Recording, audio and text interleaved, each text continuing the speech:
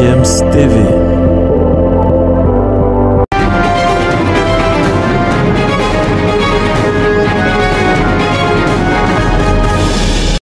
C'est donc une journée Ligue des Champions qu'on va évoquer sur cette édition de Sport Matin.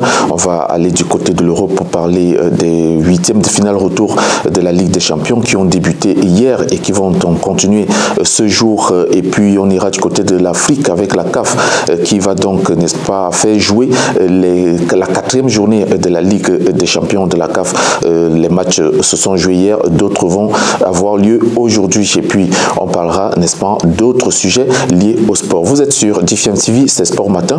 À tout de suite après le break. GFM's TV. Chelsea a donc obtenu sa qualification pour les quarts de finale de la Ligue des Champions en renversant la tendance sur Dortmund. 2-0 battu à l'aller, 1-0. Les joueurs de Graham Potter ont ouvert le score à la 43e minute par le biais de Sterling. Du retour donc des vestiaires, c'est Kai Havertz qui a transformé le penalty victorieux pour les Blues. Les Blues qui se qualifient pour les quarts de finale. Dans l'autre match de la soirée, c'est le Benfica Lisbonne qui a marché sur le Club Brugge. Les Belges n'ont pas eu de niveau dans cette rencontre, battu 5-1.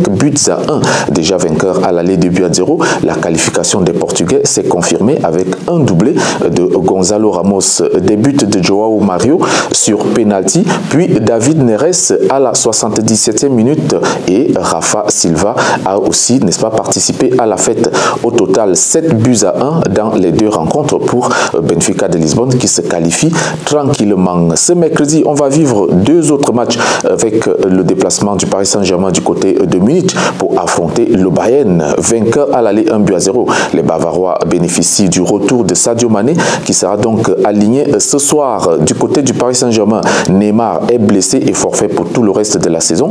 Kipembe est également blessé et est absent, mais Kylian Mbappé a fait son retour. Il sera bien là aux côtés de Lionel Messi. Dans l'autre rencontre de cette soirée, on va, n'est-ce pas, vivre la rencontre Tottenham AC Milan. Le léger avantage des Italiens n'est pas une garantie pour la qualification face aux Spurs qui seront devant leur public avec leur capitaine Harry Kane et pourquoi pas le Sud-Coréen Son Heung-min. Le Raja de Casablanca, lui, a décroché sa qualification pour les quarts de finale de la Ligue des Champions CAF. Le club marocain est allé battre Oroya AC 3-1 du côté de la Guinée ce mardi et compte donc 4 victoires en 4 sorties, donc largement suffisant pour passer au tour suivant. Un doublé de Walid Sabar a, n'est-ce pas, fait vibrer le public et aussi un but de Mohamed Nahiri dans cette rencontre qui ont suffi pour faire la différence. Les Soudanais de Al Hilal, eux, ont battu Coton Sport de Garoua du Cameroun 2-0. Les buts du Ghanéen David Abagna et du Congolais Maccabi Lilepo ont suffi pour sceller le sort de Coton Sport de Garoua, mathématiquement éliminé avec 4 défaites en autant de sorties, donc 0 points. Les joueurs de Florent Ibenge grimpent ainsi à 9 points et détiennent donc la première place dans le classement en attendant l'issue du match de cet après-midi entre Mamelodi Sundowns et Al Ahly du Caire. Mamelodi Sundowns qui est donc derrière avec 7 points et Al Ahly vient aussi à suite avec 4 points. Les Tanzaniens de Simba Sport Club, grâce à leur victoire 1-0 sur Vipers, montent donc à la deuxième place du groupe avec 6 points derrière le Raja de Casablanca déjà qualifié.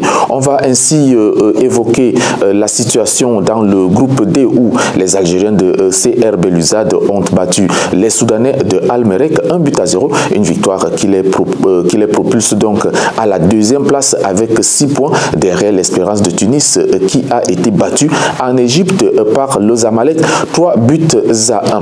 Parlons du roi Pelé. L'épouse du roi Pelé décédée en décembre dernier à 82 ans héritera donc de 30% de ses biens conformément à son testament qui mentionne également une femme qui pouvait qui pourrait être sa fille. Ainsi a déclaré l'avocat de sa veuve, Luis Quignol.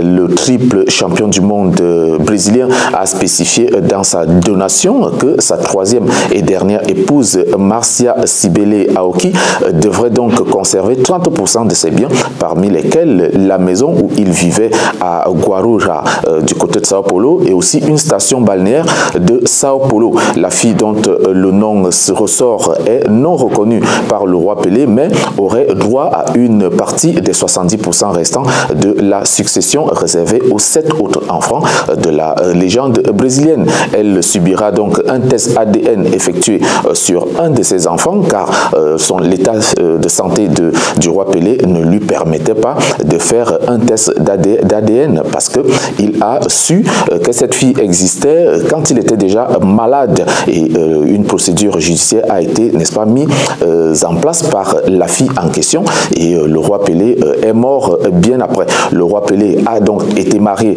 à 3 reprises avec 8 enfants, dont une fille décédée et un non reconnu, celle dont on vient faire allusion tout à l'heure. C'est terminé pour Sport Matin. On se retrouve demain pour une autre sortie avec d'autres informations fraîches. Portez-vous bien et à très bientôt.